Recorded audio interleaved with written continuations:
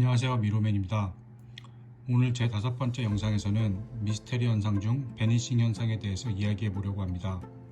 베니싱 현상이란 어떠한 사람이나 물체, 예를 들어 그것이 차일 수도 있고 비행기나 배일 수도 있습니다. 사람이나 사물일 수도 있는데 특정 현상으로는 마치 영화에서 같이 입고 있던 옷은 그대로 입고 사람만 사라져 버린다거나 운전 중이었다면 운전자가 갑자기 사라져 버려 사고를 내는 경우도 있습니다.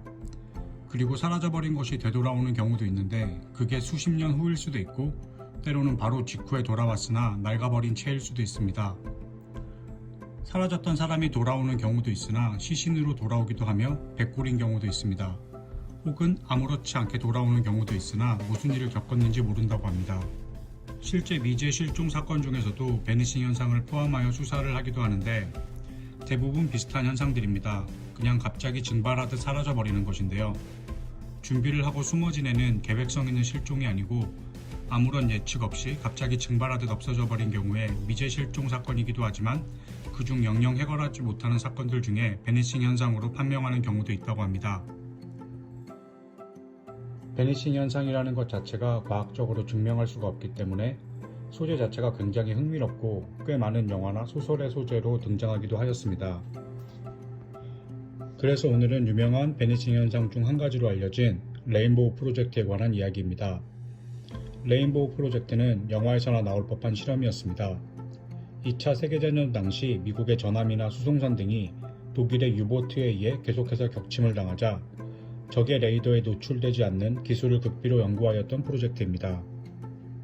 이 실험에는 당시 최고의 과학자들, 세계의 천재들이라 불렸던 니콜라 테슬라, 알버트 아인슈타인, 존 폰 노이만이 함께 이 프로젝트를 맡아서 진행을 하였는데요.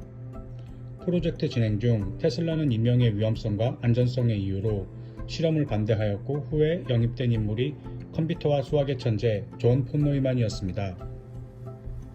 아인슈타인의 물체의 투명성과 테슬라가 발명한 강력한 전기장치인 테슬라 코일을 접목시킨 실험이었는데요.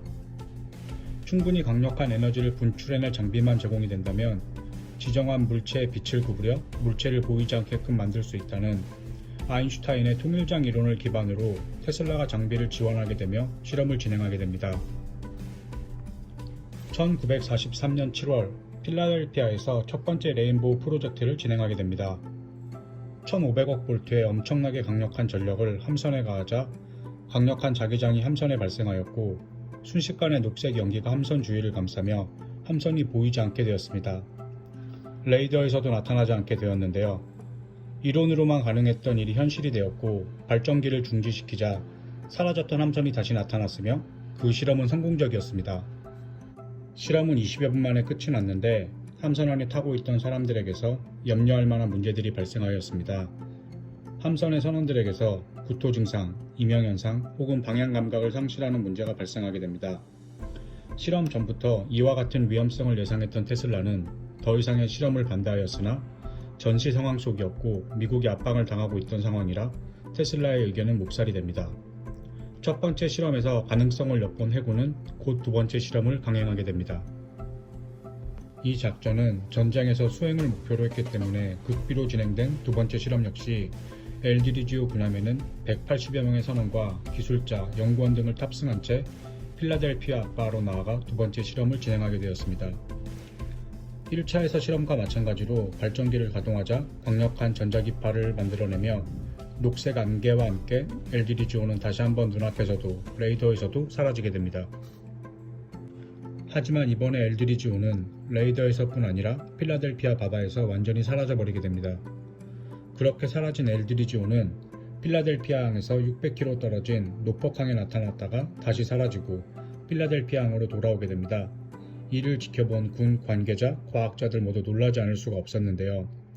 레이더에서 보이지 않게 하려던 게 목표였는데 뜻하지 않게 순간이동까지 하게 된 것입니다. 그러나 이 두 번째 실험은 첫 번째와는 비교도 안 되게 끔찍한 일이 발생하게 되는데요. 180여 명이 넘던 탑승자 중 대부분이 실종되거나 사망하였고 확인 가능한 사망자의 대부분은 방사능과 전기에 노출되어 타버렸고 마치 함선의 일부분처럼 사람들이 몸이 함선에 융화되어 선체에 붙거나 녹아진 채로 매달려 있었습니다.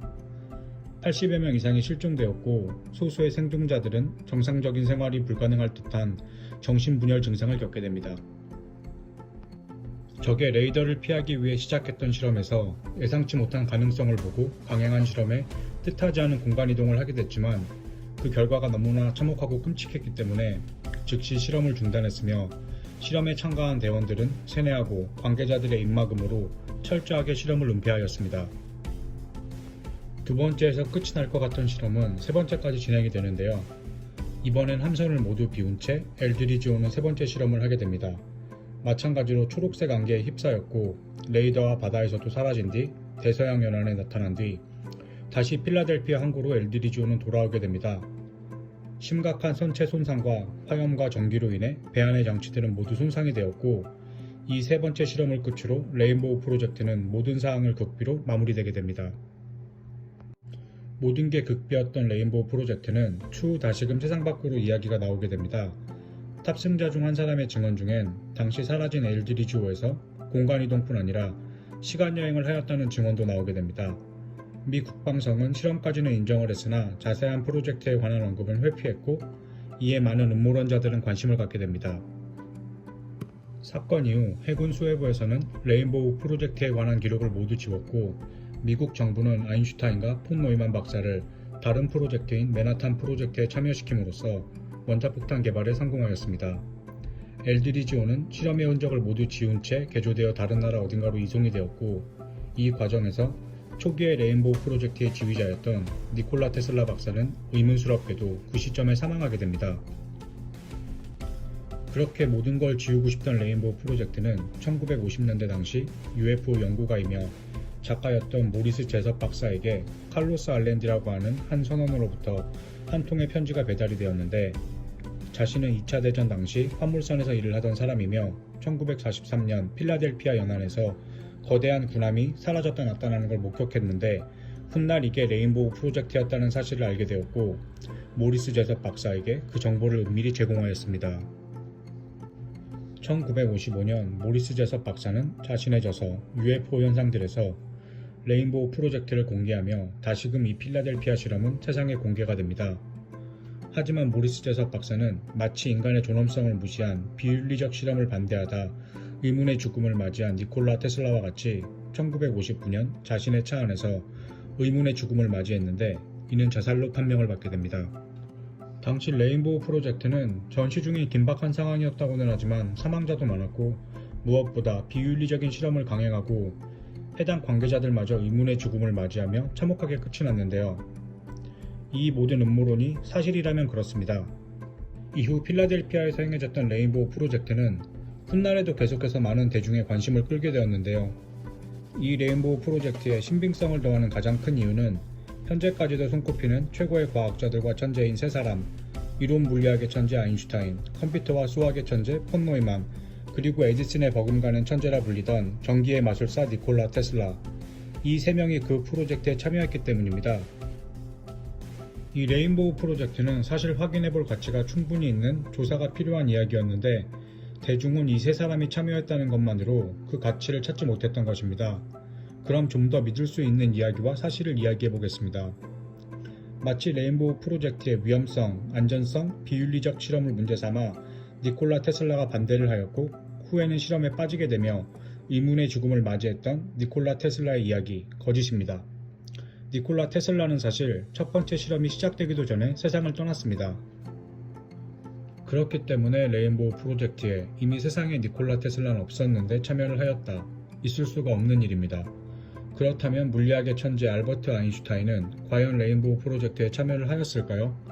아인슈타인은 병역 거부를 할 만큼 평화주의자였고 평소에도 독일이 핵을 이용한 무기 개발을 한사코 반대하던 인물입니다. 아인슈타인은 레인보우 프로젝트 직후 맨하탄 프로젝트에 참여했고 이미 전부터 미국 루즈벨트 대통령에게 나치즘이 극에 달한 독일보다 원자폭탄을 먼저 개발하여야 한다고 서신을 여러 차례 보내놓은 것으로 알려져 있습니다.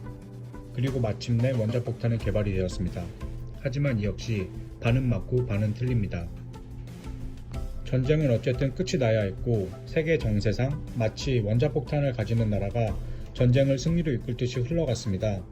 필요악이었지만 개발이 되어야만 했습니다.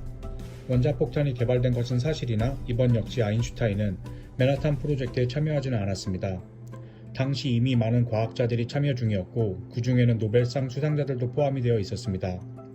아인슈타인은 내키진 않았지만 원리를 제공하긴 했습니다. 그렇다면 레인보우 프로젝트를 다시금 세상에 공개하였던 모리스 제섭 박사는 이 사실을 세상에 알리고 마치 자살을 위장한 의문의 죽음을 당한 듯 보였으나 이 역시도 사실이 아닙니다.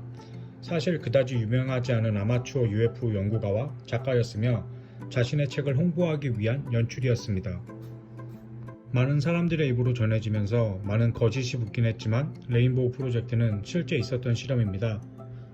실제 레인보우 프로젝트는 독일의 유보트의 어뢰 공격을 대응하기 위해 선체에 고압 전류를 흘려 적 레이더의 신호를 교란시키기 위함이 목적이었는데요.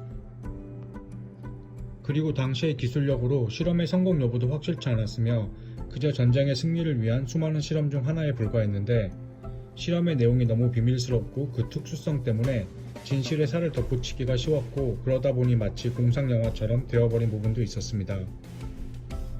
당시 해군에서 이 실험을 얘기할 때 자장중화를 이용해 투명화시킨다라고 했는데 이 투명화의 의미는 레이더에서 사라진다는 의미였습니다. 하지만 당시 배에 전기선을 설치하던 고용된 작업자들에 의해 배 자체가 투명해진다로 다른 사람에게 전해졌다고 합니다. 결국 이 레인보우 프로젝트는 하나의 진실에 여러 거짓이 더해지며 미국뿐 아니라 해외 다른 음모론자들에게 널리 퍼지게 되었습니다. 전시 상황 중 실행된 실험이 특수성을 갖고 마치 SF 영화가 되어버린 일이었는데요. 사실 여러 베니싱 현상 중에는 많은 사건이 이렇게 허구인 경우가 많습니다. 마치 레인보우 프로젝트가 지금으로 말하면 스텔스 기능에 관한 실험을 하기 위해 배의 전선을 감은 것 뿐인데 시공간을 이동해 버렸다는 것과 같이 과장된 것처럼 말입니다. 오늘 제가 준비한 5번째 영상은 여기까지입니다. 오늘 영상도 시청해 주셔서 감사합니다.